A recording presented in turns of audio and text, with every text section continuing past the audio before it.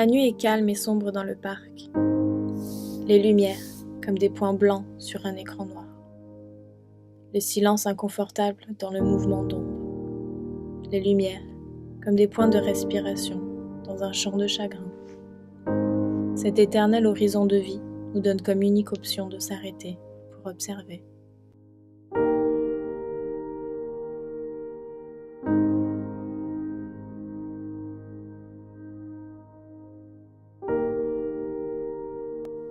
Observer la scène, le moment qui traverse, les objets attendants.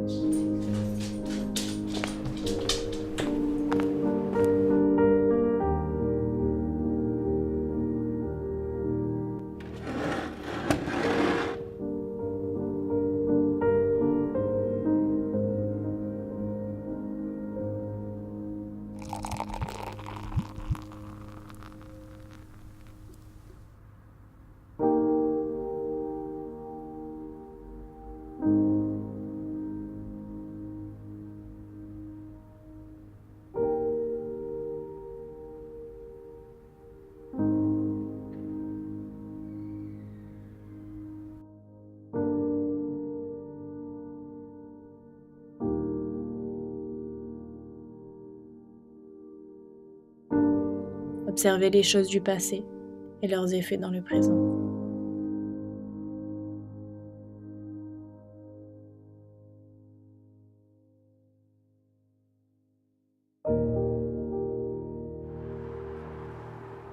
I went round his house one afternoon to look at his PC for him. He opened the door wearing slippers and an oven glove. I stood in his kitchen while he made me a coffee, and he told me that he had been cooking all day to make one of his son's favourite meals. Not for any particular reason, just because he liked to do it. The kids were sitting down, doing their homework, and Graham was helping them out.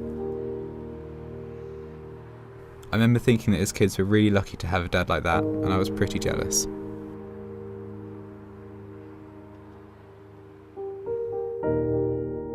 I saw Graham 2 or 3 nights a week at the pub. At 10:30ish I would hear the door open and hear Bailey's chain rattle. I still sometimes listened for it at that time, expecting him to come in. He would then sit in his favourite spot, look around him with disdain if there was anyone he didn't like, and get his first pint in. I saw Graham at the pub every night I worked. He had the same seat every night, a seat which ensured his dog was sprawled out at the bar entrance and blocking the food pass. I met him on my first shift, and he was the first friend I made there, a consistent thing to look forward to at the end of a really shit shift. He'd come with fighting words or enlightening words, and you'd learn a lesson in his use of either. To this day, when I sit on a bar stool in the public house that he favoured, I still expect to hear the all too familiar clink of his dog's chain lead, as they both arrive for an hour or two of relaxation.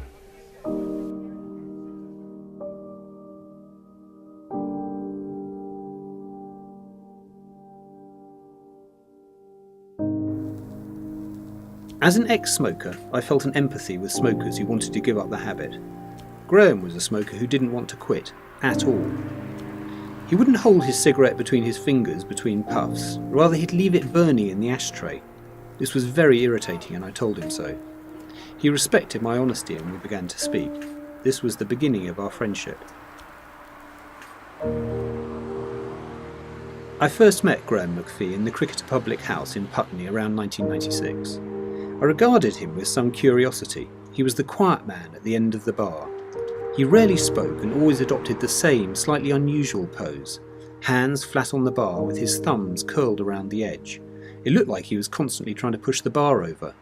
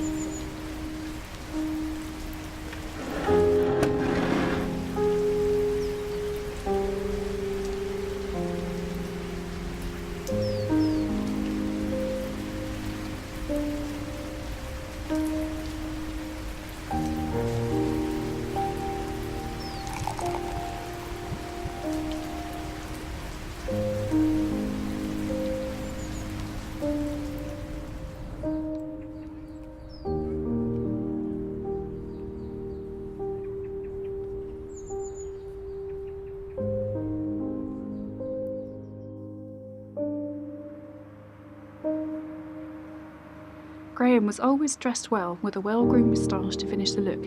If he was going out, he'd wear a dinner jacket. He had sharp eyes that were always looking for something to deconstruct. Generous with opinion, he had the ability for shrewd, ruthless observation, which he was often fond of sharing. Graham said what he thought needed to be said. Didn't matter to him if you didn't like it. He was generous with advice, often hidden in a story or offhand remark, but usually poignant and always for your benefit. I returned from a cigarette break and had clearly been crying, having had a bit of abuse from a customer outside. I left the toilet to hear Graham yelling at the customer not to come into the pub and upset my friends. I don't know how he knew it was him, but he defended me fiercely. There's this big green chair in the living room, and she would always sit there with her feet up, and we would always watch the news, and we would always talk and giggle.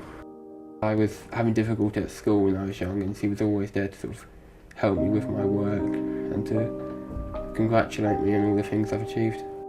She passed away about 5 to 6 years ago now. They used to belong to my great-grandmother, and they was passed down to my nan and then my mum, so they're very close to me. Everything in my house means something to me.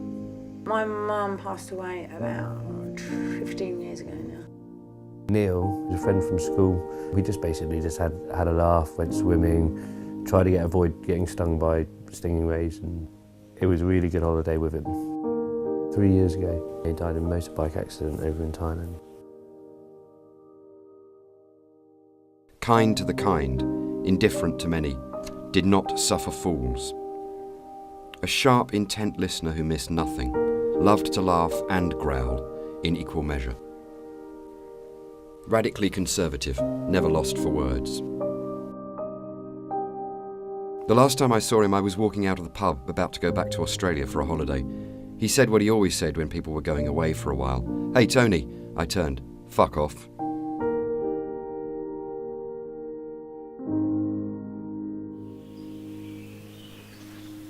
Un moment présent à cet endroit, un autre seulement dans des pensées, dans des souvenirs doucement flous mais réconfortants. Un jour à cet endroit, un autre seulement sur une gravure, essayant de décrire la vie d'un être aimé. Sur un banc inconfortable, par des mots juste assez pour apaiser le manque. Le manque d'une présence, d'un ami, le manque d'un passé.